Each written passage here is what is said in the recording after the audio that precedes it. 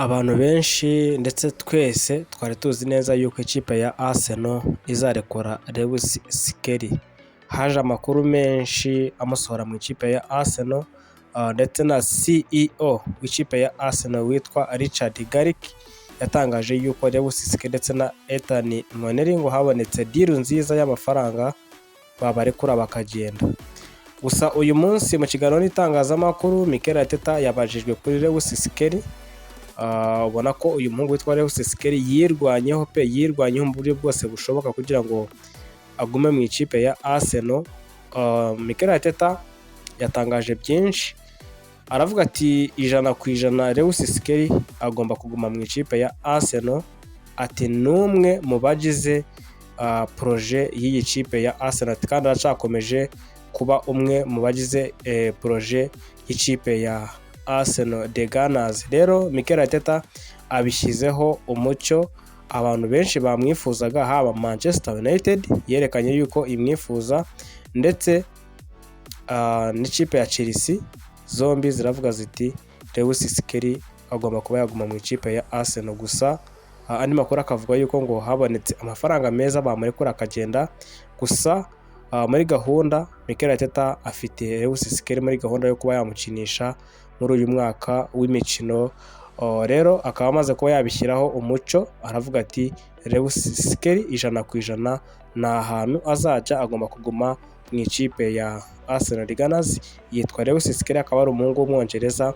Ni umuhungu rero wakomeje kwitwara neza muri buka sezo ya 2024-2025 ndetse na 2025-2026, aho iyi sezo yagaragaye byibuze mu minsi ya nyuma ya shampiyona.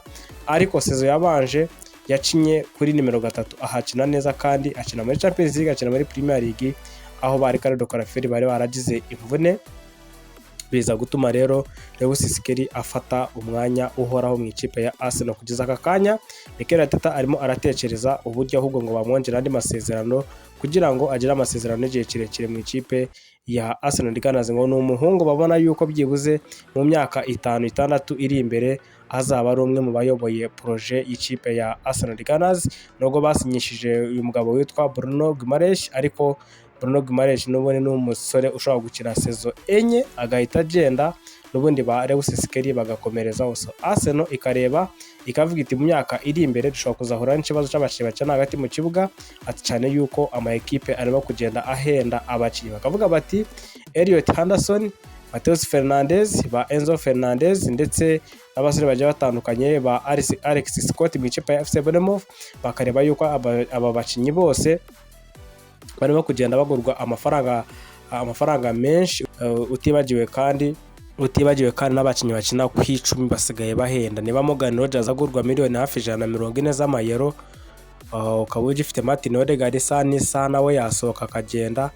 Bakavuga bati Ethan Nwaneri kubera iki tutamugumana mu ikipe, ko mu myaka byibuze 3 cyangwa 4 iri imbere ko tuzamukenera. So ikipe ya Arsenal igatekereza kuri Lewis Skelly ko yahaguma 100% akahaguma, ariko nanone batibagiwe witwa Ethan Nwaneri nawe kuba bagenda bamutiza, kugira ngo byibuze uko bazagenda bamutiza bizagenda bituma Arsenal igenda irekura abandi bakinnyi hagati mu kibuga basohoka bagenda. Abo ngabo barimo kugenda batekereza ko barekura, barimo uyu mugabo witwa Mikel Merino, bagatekereza kandi kuri Kai Havertz, bagatekereza kuri Martin Odegaard. Ngo iyi sezo iramutse none itamugendekeye neza nkuko yakagombye kuba imugendekera neza, Odegaard ngo ashobora kuzamurekura akamuryamo amafaranga. Urumva rero byanga byakunda Ethan Nwaneri kumuganiriza bakaba bamutiza mu ikipe ya AC Milan, noneho we akazagaruka mu mwaka w'imikino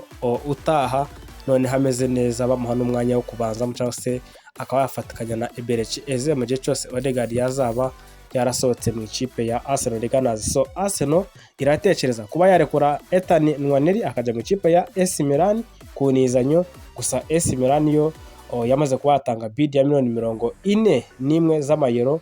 Arsenal irazanga, iravuga iti twebwe twamubagurisha cyangwa se twaba twamubatiza nyine, ariko nanone Arsenal ikavuga yuko itamutije aho yamutanga ngo bashyiramo buyback clause. Vuga ngo Arsenal mu gihe cyose Ethan Nwaneri yazitwara neza, ikipe igashaka kumugurisha ngo Arsenal izabe imufiteho ijambo ibe yagira gute yamugarukana, bagashyiramo Sierra Klose byibuze yo kuvuga ati turamutse tumushaka twongera kumusubirana twabaha amafaranga ya naya.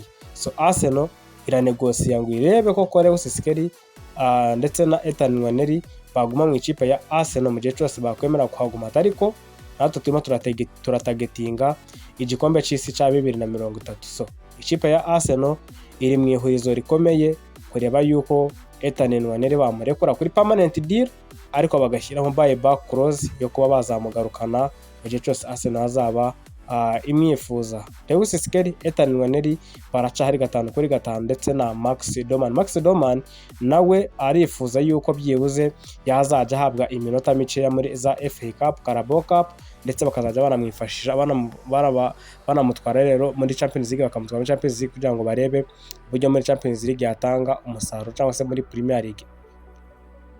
Uyu mungu rero witwa Max Doman aracyari mu ishuri n'ubundi birumvikana cyari umwana mutoya, we no gukomeza gukurira kuri Bukayo Saka ndetse na Noni Madueke. Arsenal iratekereza uburyo iyi season Madueke aramutse atazamuye urwego ngo none habe umukinnyi utsinda ibitego, Arsenal ngo izamugurisha. Birumvikana utaza gutungurwa na Arsenal muri iyi mercato iguze umuwinga w'ibumoso cyangwa se akaba yagumana Gabriel Martinelli. N'aka kanya tuvugana ikipe ya Al Ahly yo muri Arabia Saudite irimo irashaka gutanga bid ishoboka kugira ngo itware Gabriel Martinelli, ariko Martinelli we nk'uko akomeje guhagarara ku ijambo rye arifuza kuguma mu ikipe ya Arsenal cyangwa se akaba yajya mu ekipe byibuze akina muri Champions League, muri aya ma ekipe ari muri top 5 league cyangwa se muri izi league zikomeye zo ku mugabane w'i Burayi. Aho ni mu ikipe ya Arsenal twari turimo kurebera kuri aba bakinyi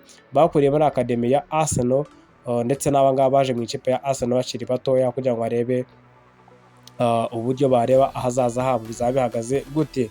Kana subscribe utaza gucikanwa n'ikindi kiganiro. Uyu ni wa muhungu wanyu Sam, umuhungu w'Inyagatare.